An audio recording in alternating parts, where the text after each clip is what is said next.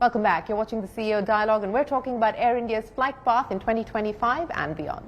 You know, I want to go back to the integration itself, as well as talk about the future plans on the integration, the people integration, and that perhaps is also one of the most complex aspects of ensuring that the integration is a success. Where do things stand? Because there were, there were complications linked to compensation and linked to HR policies on both sides, especially Vistara and Air India, including even things like retirement age. I mean, where do things stand on being able to iron out those issues? I think almost entirely there. There's a couple of things that we've parked for the time being, retirement age being one. But look, we bought 4 airlines, really 5 if you consider Indian Airlines unfinished business. We bought those together, and in all such combinations, it's not just you pick all the lowest or all the highest denominator. And so there are some pluses and some minuses, but on balance we feel that everyone benefits from this consolidation, not least because of the huge new opportunities now open to people with the massive expansion and growth that we are undertaking. So, if you look at things in isolation, perhaps some people have some positives or negatives to comment about individual things, but on balance, I think that this is a hugely beneficial for all involved. You know, on the expansion and growth plans that you alluded to at this point in time, I think one of the questions being asked is that as your supply side issues continue to work themselves out, as you wait for the seats to be refurbished, retrofitted, all of that, does it make sense then to look at perhaps pausing and taking stock of operations, not expanding beyond a certain point, so that you can give the customers what they truly deserve in terms of experience, so that you don't have customers getting to the airport and being told you don't get a reclinable chair and so on and so forth? Is there thinking at this point in time to not spread yourselves too wide, to focus on the routes that you currently operate so that customers can get the experience that they are looking for? Absolutely, both by design and also by circumstance. We won't be receiving a huge number of aircraft over the next 12 months by virtue of the fact that those that we leased in early or were able to acquire that had already been made but never delivered to others, most of those have now arrived. The aircraft that come off the production line come towards the end of the next calendar or early next financial year. So there is this 11-month window that exactly does allow us to do that. We've added 100 aircraft at the group level over the last 18 months, 24 months. And so I think it is an appropriate time to consolidate, take stock, get the refit programs underway. As I say, the narrow body refit will be complete by the middle of 25. The wide body refit will be underway in 2025. And we're rolling out Wi-Fi, we're rolling out entertainment to people's own devices, we're upgrading serviceware and meals, the crew uniform rebranding is coming, the lounges are opening. So the A350 is now flying to Heathrow in New York. So there's a lot that we've introduced, and yes, now is the time to stabilize, make things consistent, and ensure that the customer proposition is what people expect. So are you looking at reviewing the number of connections that you offer today? Are you looking at any route rationalization at all at this point in time? So there is, I wouldn't say route rationalization, there is deployment rationalization. So as I've mentioned, on the metro routes in India, it's going to be the Vistara aircraft that are operating. Likewise, Frankfurt, both of the double daily flights that we put into Frankfurt are going to be offered with the Vistara 787. Every flight from Delhi to Heathrow is our A350. Every flight from Mumbai to Heathrow is our modern generation 777. Both New York flights from Delhi are going to be the A350.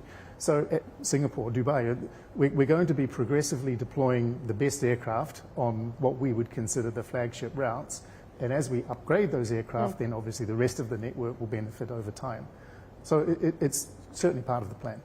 You know, we're talking about growth at this point in time. Let me ask you about the competitive landscape in India. It's largely now between Air India, the group, and of course IndiGo. And IndiGo has also now just introduced its business class service offering on the Delhi-Mumbai routes. How do you look at the competitive landscape? It seems like it's a monopoly of two. Which would be called a duopoly, but no, it's not. I mean, there are third and fourth players in the market. I think India is going through a consolidation phase, which has gone through in North America, in Europe, and other parts of the world previously. From an unprofitable ecosystem, a bit chaotic, people coming and going, to one that is now stabilized, professionalized, able to invest, and ultimately to create a profitable ecosystem. Once it's profitable, many more people will want to jump in, and that's perfectly fine. But for the moment, I think this consolidation is a necessary phase.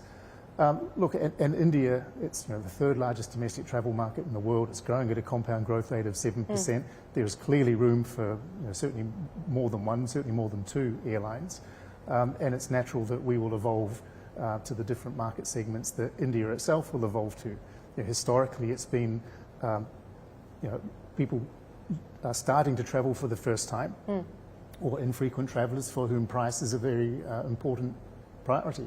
As people travel more often and as people move up the socioeconomic scale, the pursuit of something other than price becomes priority for some.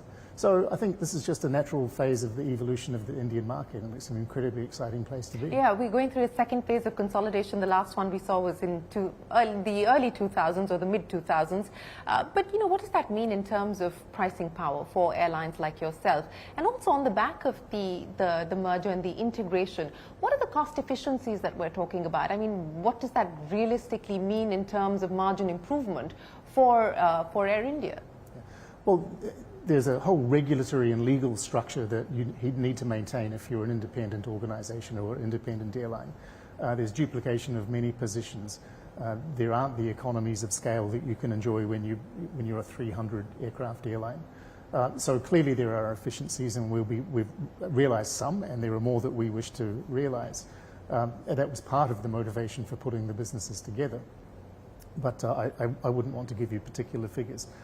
With respect to pricing power, I'd refer you to an article that was literally just released by IATA, which traces how airfares have tracked relative to the CPI and relative to oil prices, not just in India, but in many countries. And what you will find that if you index back to 2015 or 2019, airfares have gone down. And not only gone down, but gone down dramatically relative to inflation and relative to oil price. So I think just the competitive dynamic of aviation and the market will mean that airfares will remain affordable, and of course we want to fill our planes.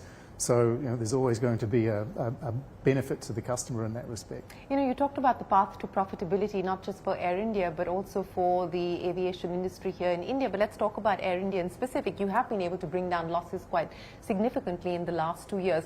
What does the outlook look like in terms of profitability for you? Well, we're a private company, and I won't say, but clearly there are expectations from shareholders as well as customers. And we feel that there's a good path forward. We are as impatient to realize those ambitions as much as the customer ambitions. So still work in progress. But is it a 5-year plan? Is it a 2-year plan? Is it a 3-year plan? What are we talking about? I think best not to reveal. Best not to reveal because you don't have... No, because 40% of our cost is fuel. Yeah. And which has been relatively stable. Yes, but it could not be. Next year it might be a very different story. So, well, given where fuel is today, if I would ask you, given where fuel is today, what could the path to profitability look like? There is a path to profitability, and that's as far as I'll go. Okay, that's as far as you go. 2025, the priorities that you've set out for yourself and the team? Well, I think I covered them before: consistency, quality, efficiency, improved profitability. Really starting to put together the future Air India now that so many of the transformation ingredients have come to some form of landing. Campbell, always a pleasure. Many, many thanks for joining us here on the CEO Dialogue. Appreciate your time, and we wish you the very best of luck as you look at taking Air India beyond the climb phase, and wish you all the best. Thank you, Shireen. Well, with that, it is time for us to wrap up this edition of the CEO Dialogue. From all of us here on the team, for now, goodbye, and many thanks for watching.